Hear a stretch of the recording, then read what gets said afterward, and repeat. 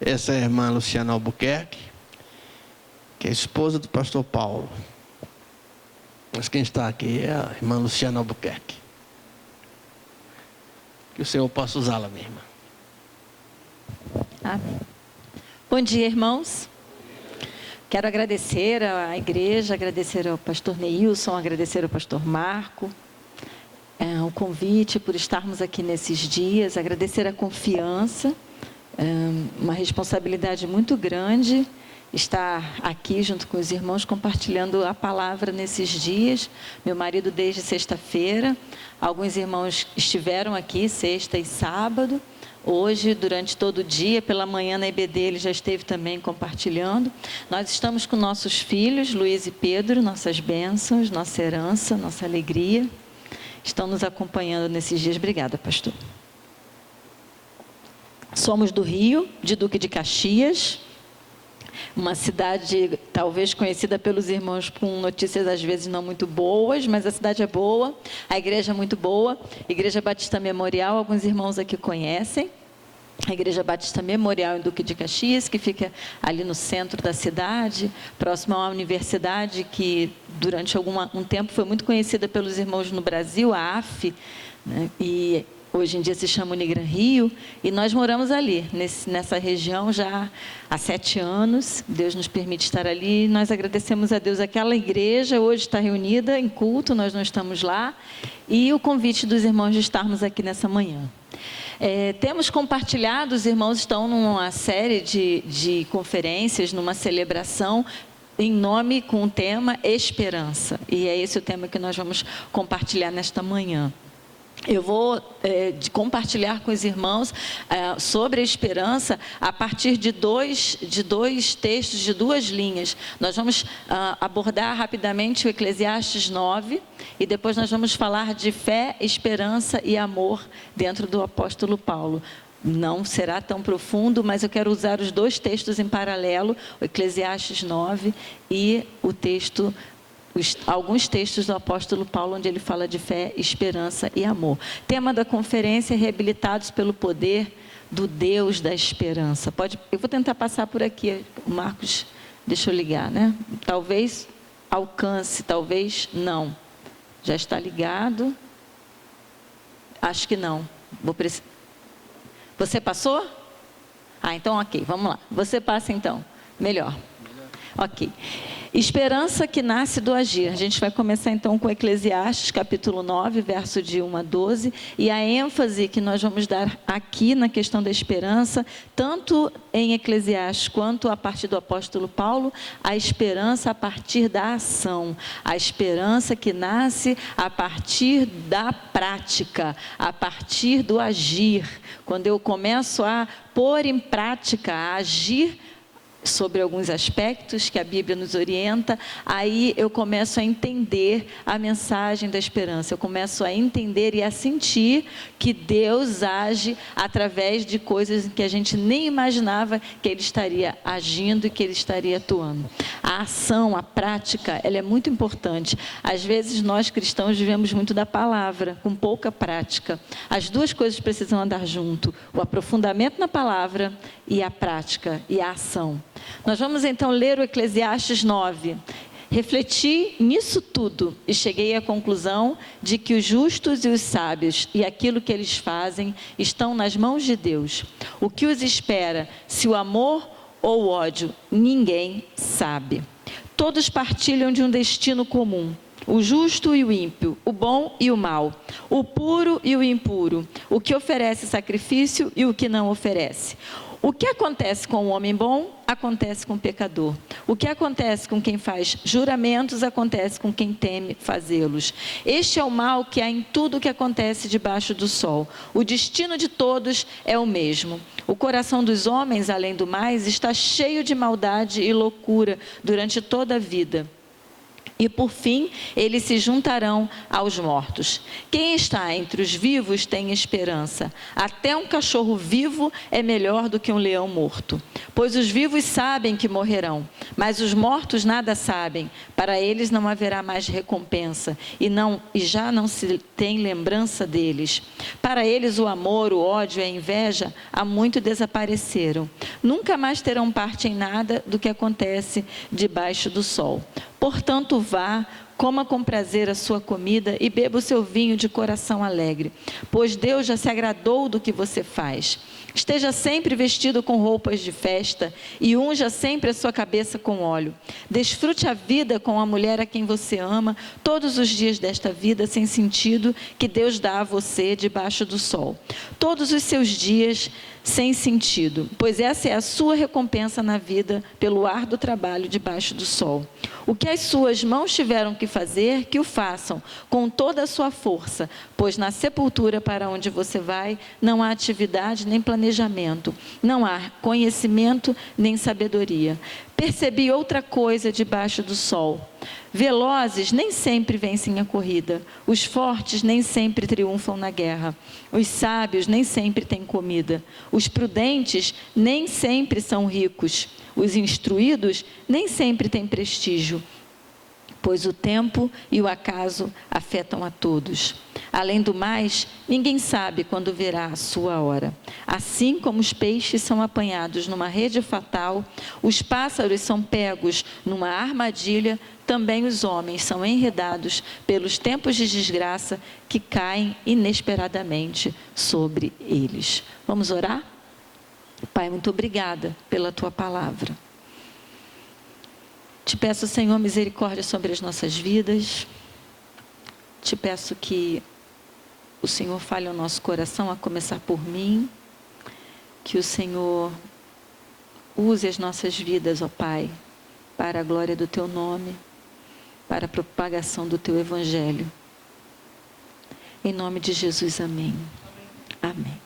Eu quero, a partir de alguns pontos que nós vamos abordar em cima desse texto, que é um texto, nada, se você olhar por um certo ponto de vista, nada esperançoso. Não é um texto que fala de tanta esperança, se você quiser ter um olhar muito pragmático e muito pessimista, no sentido de que é um texto que fala de que não há como prever as coisas, o bem e o mal acontece sobre todos. Então, o que fazer? Se Eclesiastes, em algum momento, parece, de fato, um livro azedo, né? Como disse o pastor Ed René, no livro que ele publicou sobre Eclesiastes, é um livro azedo. É um livro que, às vezes, quando a gente lê, a gente não fica com o coração tão cheio de esperança. Mas não. Analisando com calma, a gente vê que esse texto, ele nos dá alguns princípios e que serão corroborados a seguir pelo apóstolo Paulo.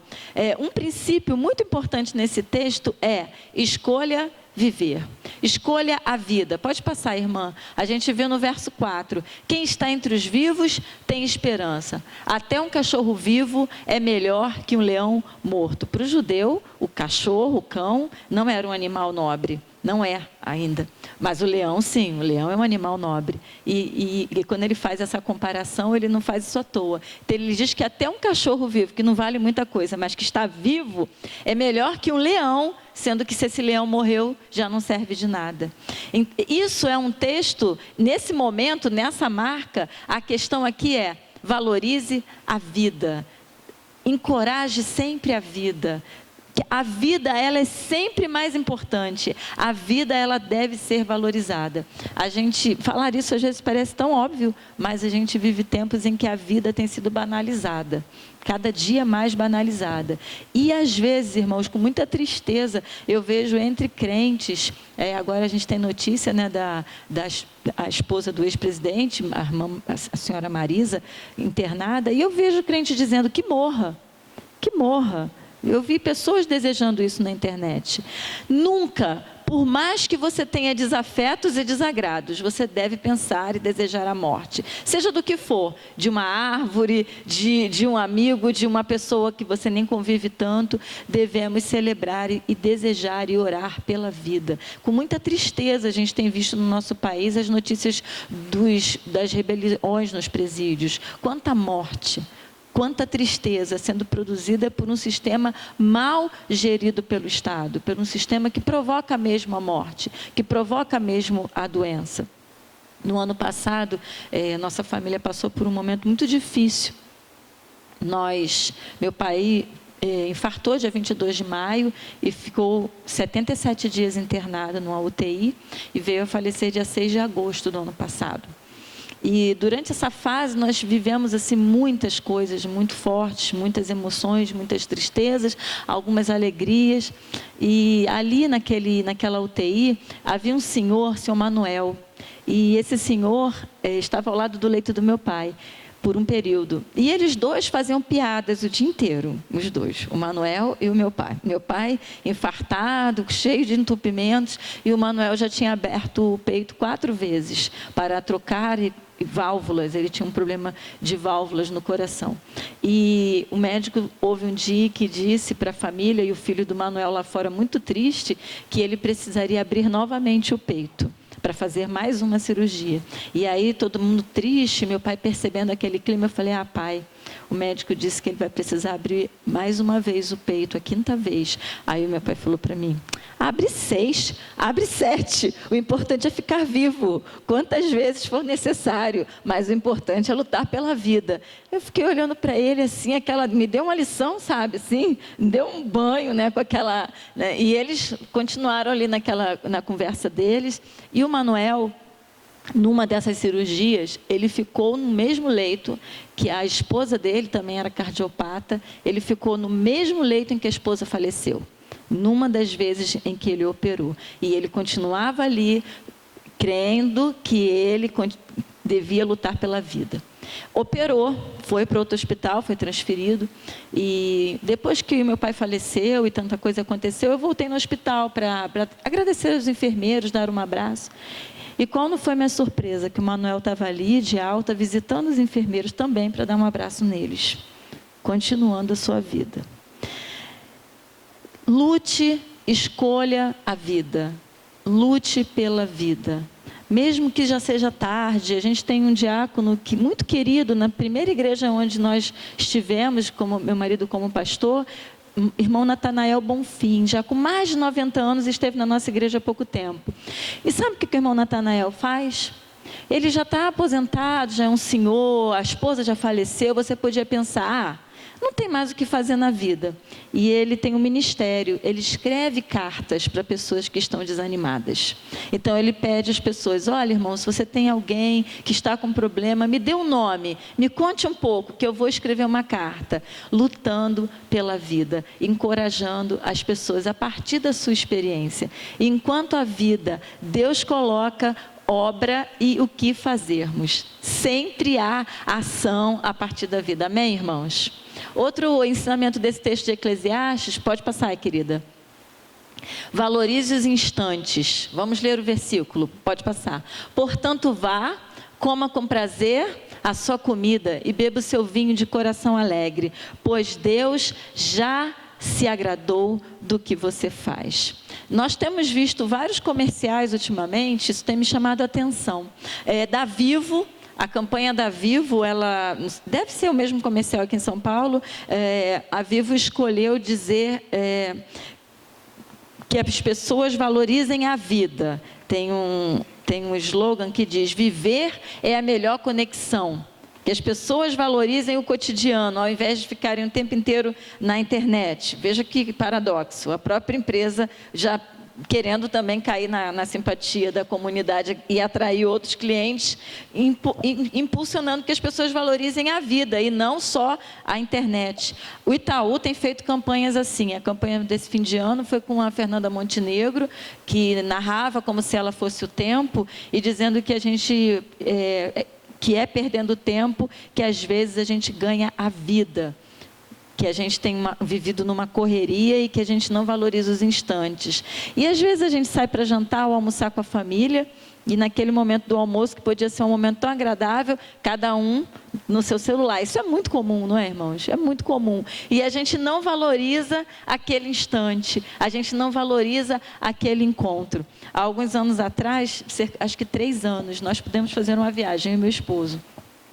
E fizemos muitas coisas interessantes naquela viagem a Portugal, várias coisas. Mas eu me lembro de um momento, de um instante, que nunca sairá da minha memória. Dentre tantas coisas que a gente fez, para mim um momento muito, muito, muito agradável foi quando nós esperávamos um trem. Nós chegamos cedo na estação e nós íamos, eu acho que para Lisboa. E nós estávamos esperando o trem e nós tínhamos comprado um lanchinho. E sentamos na plataforma, bem cedo, e começamos a conversar e a lanchar. E nisso o lanche ia caindo e vários pombos nos cercaram, mas muitos, muitos. E a gente começou então a dar as migalhas para os pombos e eu tirar fotos daquele momento, vários pombos em volta. E ali naquele instante, a gente conversando os dois, veio um senhor todo uniformizado e disse para nós: vocês vão pegar o trem? E a gente disse sim, mas o trem está lá do outro lado e vocês vão perder o trem. Nós ficamos tão distraídos naquele instante tão agradável que estávamos vivendo os dois ali, e achei tão interessante o cuidado de Deus, porque nós chegamos cedo, nós fizemos tudo cedo, mas estávamos assim, felizes naquele instante. E ele nos avisou e demos a volta, pegamos o trem, rimos muito daquela situação os dois, e foi um instante em que marcou aquele período daquela viagem. Quantos instantes agradáveis, irmãos, às vezes a gente perde, porque a gente está preocupado talvez tanto com o tempo, preocupado com inúmeras coisas a resolver e tentamos fazer 1000 coisas ao mesmo tempo e não aproveitamos a delícia de um instante agradável. Concordam comigo? Isso tem se passado, tem se perdido. E isso precisa ser resgatado no momento em que a gente quer pensar sobre esperança. Pode passar o próximo, querida. Celebre a vida. Já falamos antes, né? Escolha sempre viver e agora celebre a vida. Esteja sempre vestido com roupas de festa e unja sempre a sua cabeça com óleo. Não há necessidade de um momento especial para que você celebre a vida. A igreja, nesse momento, organizou essa conferência. Não é aniversário da igreja, é? Não. Não é nenhuma data especial, nem nenhum calendário, é? Mas os irmãos decidiram que era necessário falar de esperança, que era necessário celebrar a vida. E marcaram esse encontro. Um encontro que não havia nenhuma exigência anterior. É um encontro em que os pastores decidiram celebrar e convidar a igreja junto a refletir sobre esperança. Isso pode ser feito na sua casa, isso pode ser feito na sua vida. Celebre, marque momentos, marque encontros, sem que nada muito especial precise acontecer. Irmão, queria muito encontrar com você. Vamos marcar um dia? Vai lá na minha casa. O que a gente pode fazer para que esse momento seja especial? Celebre. O texto de Eclesiastes encoraja você a não esperar um momento, uma data, para que encontre as pessoas. É muito triste, porque às vezes eu vejo famílias que só se encontram quando alguém vai casar. Aí finalmente todo mundo se encontra, ou infelizmente num velório. Aí a família novamente se encontra. E quanto tempo se perde, às vezes morando perto, e ninguém se vê, ninguém se encontra. Celebre a vida. Passe o próximo, por favor. Compartilhe o amor. Isso também é um encorajamento que Eclesiastes nos dá. Desfrute a vida com a mulher que você ama. Todos os dias dessa vida sem sentido que Deus dá a você debaixo do sol. Todos os seus dias, pois essa é a sua recompensa na vida pelo seu árduo trabalho debaixo do sol. Compartilhe o amor com o seu cônjuge, mas compartilhe o amor com o irmão, compartilhe o amor com o próximo. Em tudo que você puder, compartilhe o amor. Teve uma ocasião, eu trabalhava num serviço de emergência psiquiátrica, que a gente, aqui em São Paulo certamente também tem, que se chama CAPS, é um centro de atenção psicossocial. E a gente estava tendo uma semana muito dura, muito difícil, com muitas emergências. Sexta-feira costuma ser um dia bem difícil de trabalho. E nesse dia, uma das médicas que trabalhava com a gente, ela disse assim: hoje eu trouxe morango com chantilly para a gente lanchar mais tarde. E aquilo me deu um ânimo a todo mundo, né? A gente pensou, poxa, hoje a gente vai compartilhar uma coisa agradável de tarde. E depois de muitos atendimentos, eu estava ali naquela correria, e a doutora Líris lembrou assim: Luciana, você não lanchou ainda, vai lá. E aí, quando eu abri a geladeira, quase todo mundo já tinha comido, e era uma travessa assim com os morangos bem murchinhos, já estava tudo meio passadinho, e aquela caixinha de creme de leite já aberta, já no fim, né? Aí eu pensei, olha, o chantilly, o morango, né? Não era nada daquilo que eu imaginei. Até me deu um desânimo. Eu falei, não, tá tudo bem, chega. Eu imaginei uma coisa, né? Irmãos, quando eu estava saindo do trabalho, nesse mesmo dia, uma irmã lá de Rio Bonito, nessa época a gente morava em Rio Bonito, me telefonou. Luciana, irmã Luzia, você está saindo, você está no trabalho, o que você está fazendo? Eu, irmã Luzia, eu estou saindo do trabalho agora. Ela, passa aqui em casa que eu preparei uma coisa para você e para o pastor. E aí, quando eu passei na casa da irmã Luzia de carro, o que tinha lá? A bandeja mais linda de morangos com chantilly que eu já vi na vida. Deus é bom, irmãos, Deus faz isso conosco. Agora, isso precisou que a irmã Luzia fosse sensível a esse compartilhamento. E olha a ideia dela, é para você comer à noite com o pastor, quando vocês já estiverem descansando. Olha que coisa mais linda, mais agradável. Irmãos, não há necessidade de ocasião especial para compartilhar o amor, para compartilhar coisas boas com os outros. Isso a gente deve exercitar sempre, para que multiplique a esperança nas nossas vidas e na vida do outro. Passa, querido. Não, você pulou 2. Mantenha-se ativo. E esse é um encorajamento que Eclesiastes dá quase que o tempo todo. Diga mais sim do que não. Vamos ler o texto. O que as suas mãos tiverem que fazer, que o façam com toda a sua força, pois na sepultura para onde você vai não há atividade nem planejamento, não há conhecimento nem sabedoria. A gente trabalha com uma perspectiva de saúde em que a gente entende que a saúde ela acontece pela ação. A saúde ela é fruto da atividade humana.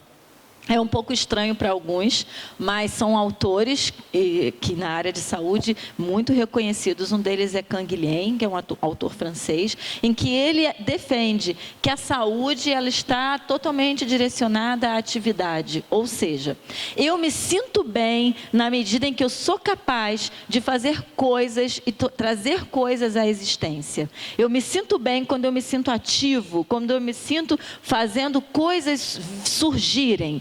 Isso me faz com que eu me sinta bem, quando eu me sinto ativo, quando eu me sinto produzindo. Não produzindo no sentido econômico, capitalista, mas, por exemplo, uma pessoa com um talento que a irmã tem para o órgão, quando ela é capaz de sentar e produzir o que ela sabe, tanto que se preparou, e isso agrada e alegra o nosso coração, isso faz com que a pessoa se sinta bem, e que isso produza saúde na vida da pessoa. Eu me sinto bem quando eu faço conexões entre as pessoas, quando eu faço com que as pessoas se encontrem e produzam coisas, e eu nem mais estou ali. E eu me sinto bem quando essas coisas se perpetuam, mesmo depois da minha existência. Então, quando eu não estou mais naquela região, não estou mais naquela igreja, mas eu sei que ali foram pessoas que eu conectei e que têm feito coisas importantes, mesmo eu não estando mais, eu me sinto bem, eu me sinto ativo. Isso é uma grande questão na aposentadoria, porque muitas vezes as pessoas não são preparadas para a aposentadoria e a doença não vem à toa, ela vem logo em seguida ao fato de eu me sentir improdutivo, de eu me sentir sem provocar mais conexões. Saúde é estar também em atividade. Por isso que o Eclesiastes coloca tanta esperança e tanto encorajamento de que você aprenda a dizer mais sim do que não. Diga sim, como o pastor disse hoje pela manhã, fique disponível. Eu quero, eu vou participar. Eu nem sei do que me espera depois que eu disser esse sim, eu não sei do que vem pela frente, mas eu quero participar. Eu quero estar em atividade, eu quero estar envolvido nisso. Quanta coisa você pode aprender a partir do momento que você diz sim, a partir do momento que você decide se envolver em algum assunto que você nem imaginava que ia te abençoar tanto. Aprenda a dizer mais sim do que não. E o último texto que eu queria abordar em Eclesiastes, pode passar, querida. Aprenda, o último não, temos mais um. Aprenda a perder. O texto, pode passar. Verso 11: percebi ainda outra coisa debaixo do sol: os velozes nem sempre vencem a corrida, os fortes nem sempre triunfam na guerra, os sábios nem sempre têm comida, os prudentes nem sempre são ricos, e os instruídos nem sempre têm prestígio, pois o tempo e o acaso afetam a todos. Eu lembro assim com tristeza de uma situação que nós vivemos há mais de quase 20 anos atrás, quando chegávamos numa igreja, e eu presenciei uma briga muito feia, de uma irmã muito experiente, com um rapaz muito jovem, e uma briga muito, muito feia. Eu não gostei daquela briga, achei desnecessária, achei que uma pessoa com tanta experiência, que podia ser mãe daquele jovem, tudo sempre envolvendo música, né? Porque música nem sempre tem polêmica. E após aquele momento, eu presenciei aquilo, eu conversando com meu esposo, eu pensei, a gente podia conversar um pouco com aquela irmã. Conversar no bom sentido, conversar no sentido de encorajamento, no sentido de alertar para o que aconteceu. E tivemos, então, a ideia de conversar com aquela pessoa.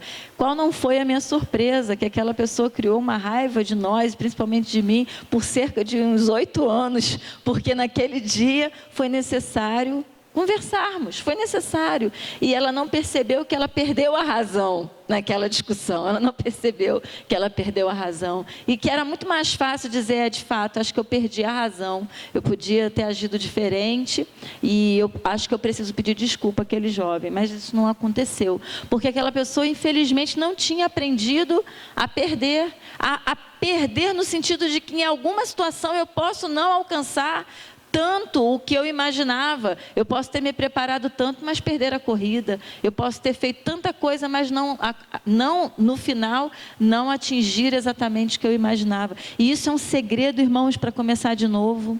Isso é um segredo para o amadurecimento. Essa habilidade de olhar e pensar, não é que não deu certo. A gente faz um bolo às vezes, né, tem tudo para dar certo, e não dá certo. E aí você tem que aprender a olhar para aquilo e pensar, se eu começasse de novo, o que era necessário mudar? Nós estivemos numa situação esse ano, nós fomos às Olimpíadas.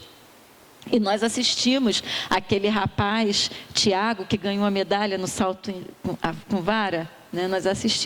Nós assistimos a derrota daquele francês. E o que mais ficou marcado naquele dia é que como aquele sujeito foi um mau perdedor.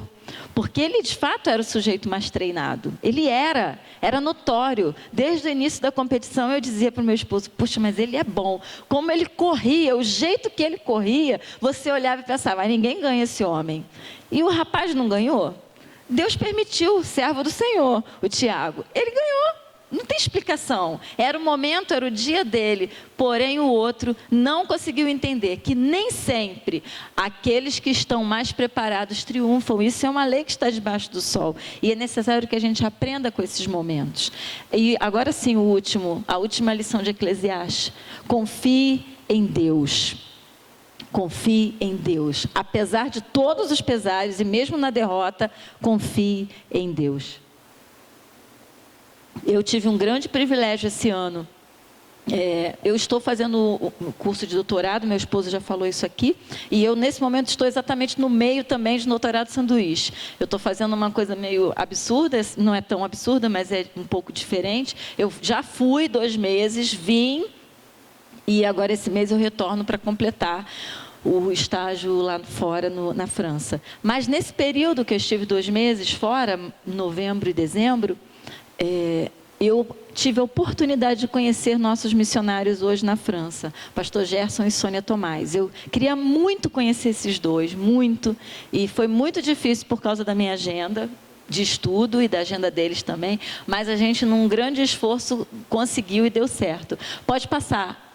Vamos ler o texto, que é o primeiro versículo do capítulo. Refleti nisso tudo e cheguei à conclusão de que os justos e os sábios e aquilo que eles fazem estão nas mãos de Deus. O que os espera, se o amor ou o ódio, ninguém sabe. Só quem sabe é o Senhor. Então, acima de tudo, dando certo ou não, a fé a confiança de que Deus é soberano e que por fim se levantará, nunca deve esmorecer o seu coração. A esperança, ela depende da fé. A fé, a esperança e o amor.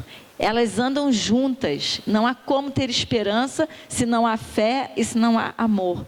E eu queria então compartilhar com os irmãos algo que eu aprendi com a Sônia. Pode passar. Essa é uma foto que a gente tirou lá. A Sônia está sentada, o pastor Gerson ao lado dela, eu e o Pedro, meu filho, e ao lado um casal, André e Gisele, que já se converteram através da vida desses dois. Eles foram missionários 20 anos na Romênia. E depois, Silvia bem deve, talvez os conhece a história. E depois desse tempo na Romênia, a nossa junta enviou os dois para Murler, que é uma cidade perto do Canal da Mancha, uma cidade na França, onde há a primeira igreja fundada na França. Essa igreja tem 170 anos no momento, e ela estava quase fechando, com cerca de 7 a 10 membros. E aí a junta manda esse casal, eles estão lá há 2 anos. Pode passar a foto, querida. Essa é uma Bíblia, que a Sônia está com o Pedro ali mostrando. Essa Bíblia, irmãos, ela foi encontrada num quarto lá cheio de bolô, largada. Ela é de 1670, uma Bíblia em francês, uma das primeiras edições. Eles já mandaram fazer uma pesquisa aí, uma edição raríssima. Eles creem que só tem 5 ainda existentes dessa Bíblia, e isso talvez seja uma fonte para abençoar a igreja em algumas coisas que a igreja precisa. Talvez até fazer uma exposição. Eles estão pensando o que eles vão fazer, porque há outros exemplares raros na igreja. Pode passar. Essa é a estrutura da igreja, né, que é muito antiga, já tem 170 anos. E um dia, num daqueles instantes à mesa, ali que eu pude conhecer a Sônia e o pastor Gerson, eu e o Pedro sentados à noite, e a Sônia começou a contar como foi a ida dela para a Romênia, a ida do casal, né? Como eles foram chamados por Deus para essa missão, os dois trabalhando no Nordeste do Brasil. A Sônia é lá do Nordeste, o pastor Gerson era de Goiás, mas foi a partir do seminário pastor também em Natal. E eles foram chamados para o campo. E disseram sim, e foram enviados então, na época com o pastor Timichak, para a Romênia. Na época que o muro caiu e eles estavam então tendo uma abertura maior. E a Romênia era um país sedento, um país muito religioso, que busca muito a Deus, mas que na época da Guerra Fria não estava sendo liberado. E naquele momento o pastor Gerson então é enviado ali para a plantação de igrejas. Mas quando eles chegam na Romênia, ela me contando, eles descobrem que a Romênia não dá escola para estrangeiros na época. Eles tinham 3 filhos, a Clarissa mais velha e mais 2 meninos. E a Romênia não permite, não tem que pagar, só escola particular. E quando ela foi procurar o preço da escola, ela descobriu que a escola para um deles era o salário deles 2, só para um filho. Era salário deles dos 2. Então, eles desistiram. Eles falaram, não vou estudar. Não há como estudar. Não há nem como pensar nisso, né? E eles ainda não sabiam falar romeno, só português, todo mundo. Os 3 filhos e o casal estavam indo para a Romênia e começariam a aprender então o romeno. E olha a situação, 3 filhos sem escola na Romênia. Naquela mesma época, alguns missionários americanos também, aproveitando a abertura, estavam indo para a Romênia. E se encontraram, procuraram o pastor Gerson e a Sônia, isso há 24 anos atrás, irmãos. E eles então falaram, vamos abrir uma escola para os filhos de missionários. Uma escola informal, na casa de uma missionária. Isso na Romênia era permitido, mas não era legal. Legal no sentido de que o diploma não seria reconhecido. Eles podiam estudar com os americanos, mas não tinha reconhecimento naquele momento lá na Romênia. E era a solução, não tinha outra solução.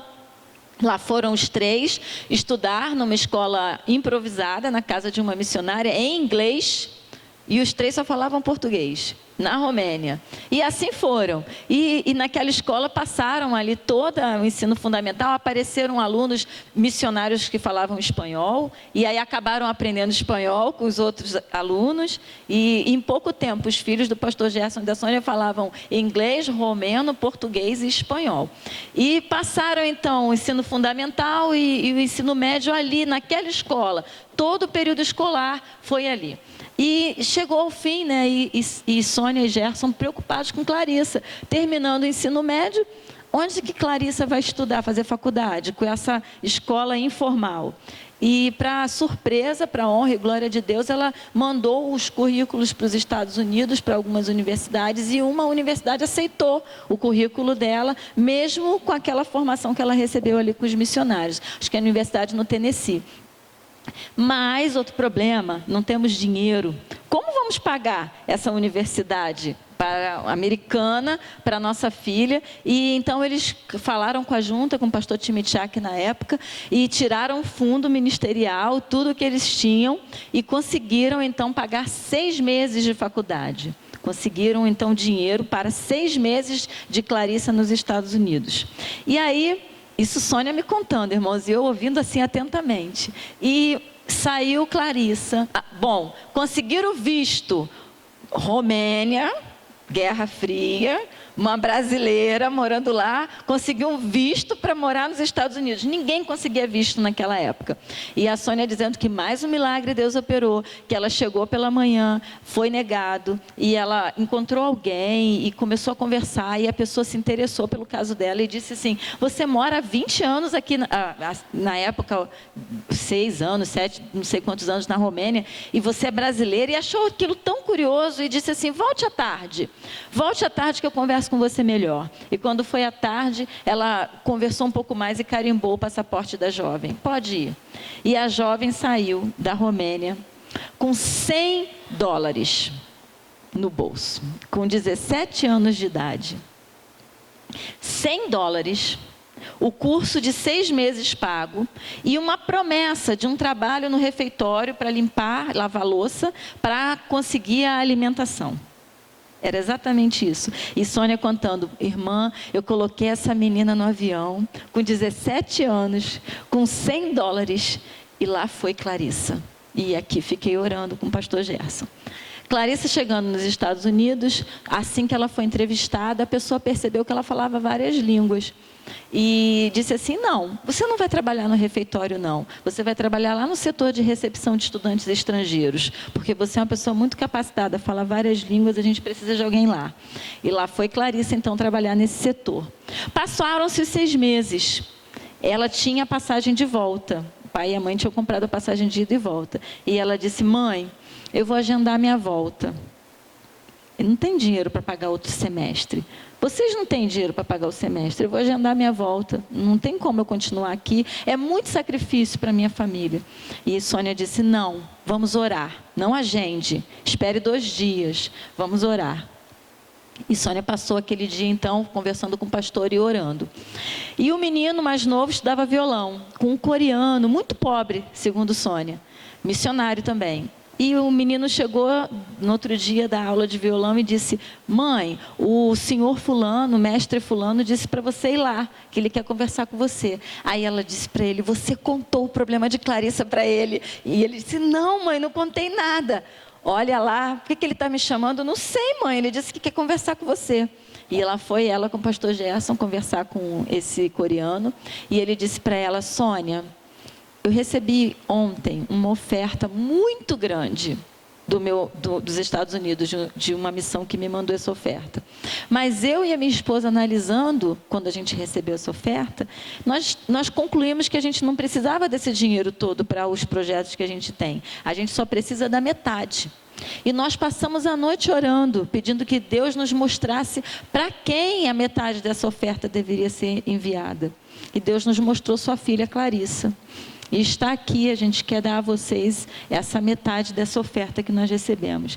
Irmãos, era exatamente o que Clarissa precisava para concluir mais um semestre.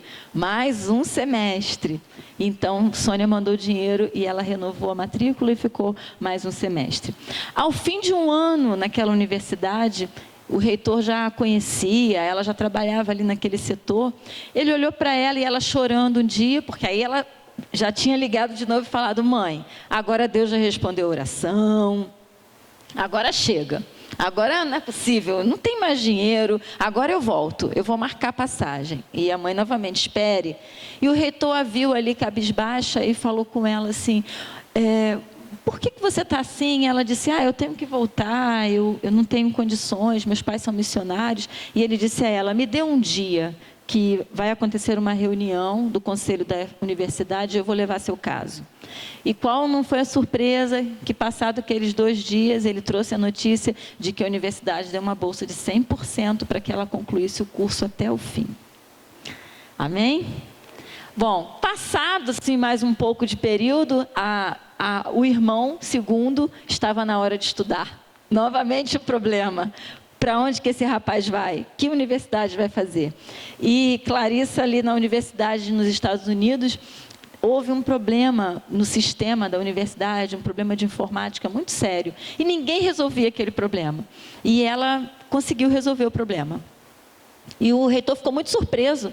Como que você sabe isso de informática? Como é que você sabe esse detalhe que ninguém aqui conseguiu descobrir, nenhum técnico? E aí ela disse assim, naquela escola que eu estudei, que eu disse para o senhor lá dos americanos, eu tive aulas de informática. Eram americanos aposentados, voluntários, que foram lá dar aula para mim 1 ano. Deu uma aula para a gente 1 ano de informática. Eram engenheiros da NASA.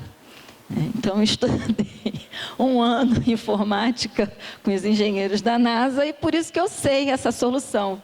E logo nessa época, o reitor perguntou a ela, você tem um irmão, é isso? Ela disse, tenho.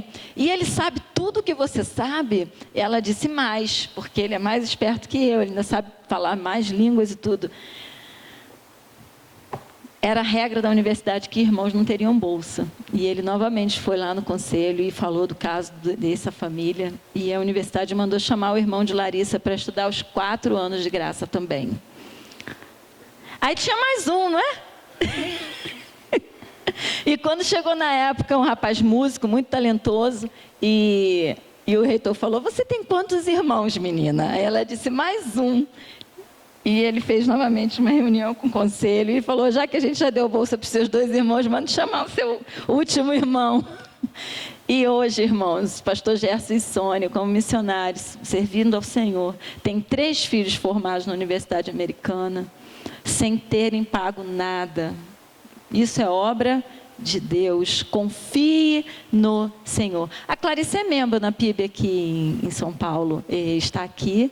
E o irmão também, eles 2 trabalham, ela foi dentro da universidade, no último ano, chamada para dirigir uma grande escola confessional aqui em São Paulo. Trabalhou 3, 4 anos nessa escola, mas voltou lá na Romênia e disse ao pai que estava entregando emprego, porque ela foi chamada para o ministério, e ela tem trabalhado na Cristolândia com crianças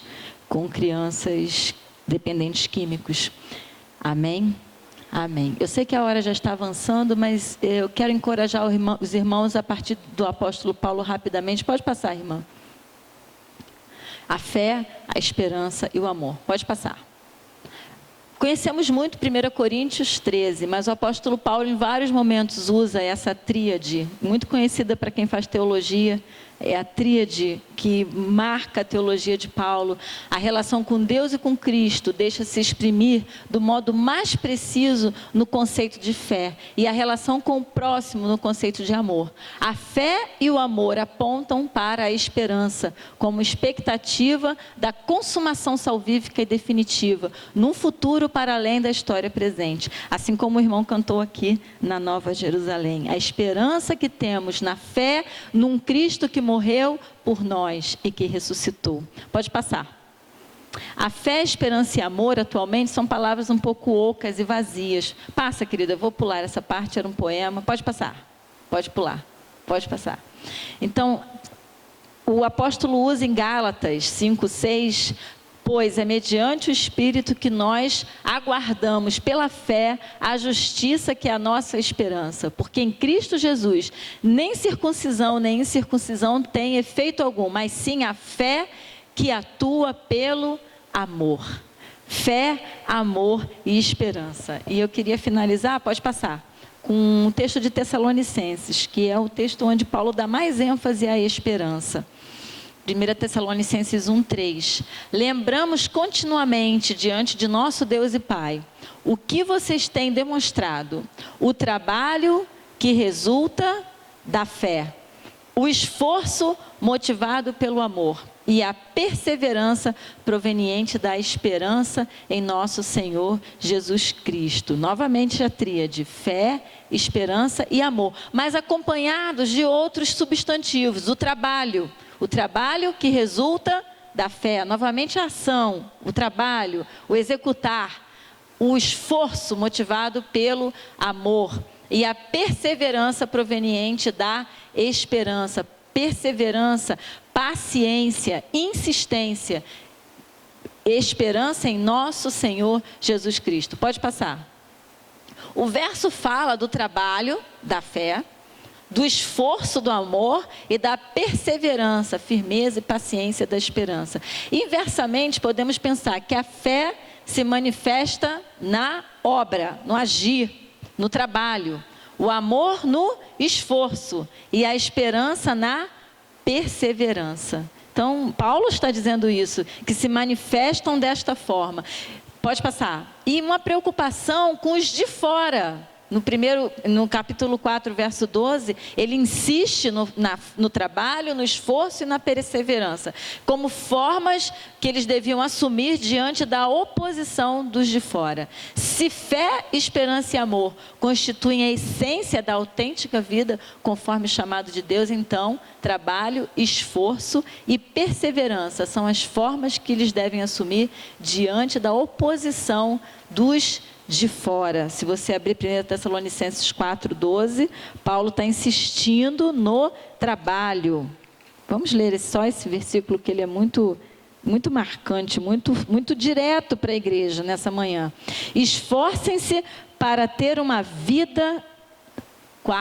eu vou ler o 11 e o 12. Esforcem-se para ter uma vida tranquila, cuidar dos seus próprios negócios e trabalhar com as próprias mãos, como nós os instruímos, a fim de que andem decentemente aos olhos dos que são de fora e não dependam de ninguém. Cada um, então, esforçando-se no amor fraternal. O apóstolo estava sempre colocando em prática os ensinamentos. Pode passar. Então, numa correlação final entre a fé, a esperança e o amor, com Eclesiastes 9, podemos refletir finalmente que não se esforce em procurar entender o que não se pode entender, o futuro. Se esforce em amar. Não trabalhe, não lute contra o que não se pode lutar, a morte, o inevitável, o imponderável. Antes tenha fé e não persevere em querer controlar a distribuição aleatória da bênção e da desgraça. Tenha esperança num Deus Todo-Poderoso. Último slide. Simplesmente apenas tente viver em paz com Deus, caminhando com Cristo em fé, esperança e amor. Amém?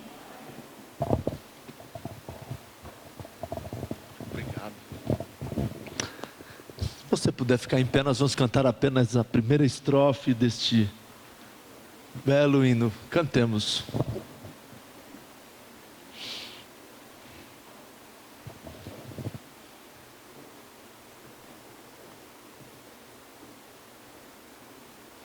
Quatro, nove, nove.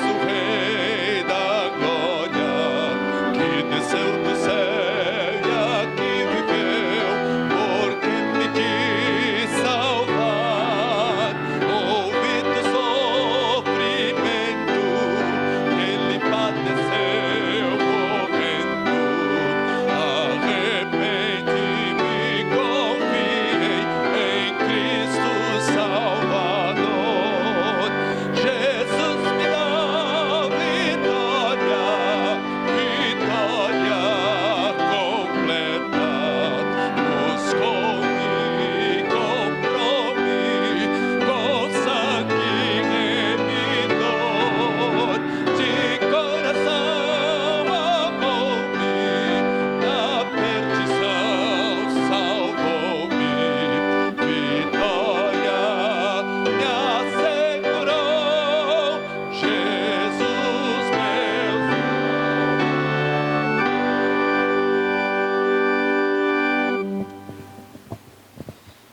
Oremos. Louvamos o teu nome, Senhor, porque o Senhor nos amou primeiro. Pela fé, vivemos e nos movemos neste amor. Esse amor que alimenta a nossa esperança. Pedimos-te, ó Deus, em nome de teu Filho Jesus, que ao regressarmos a casa, o Senhor nos acompanhe e nos guarde. Tua mão de poder esteja sobre cada um de nós. Pedimos-te pela vida do casal missionários que aqui foi citado, especialmente a irmã Sônia, estará sendo submetida a uma cirurgia.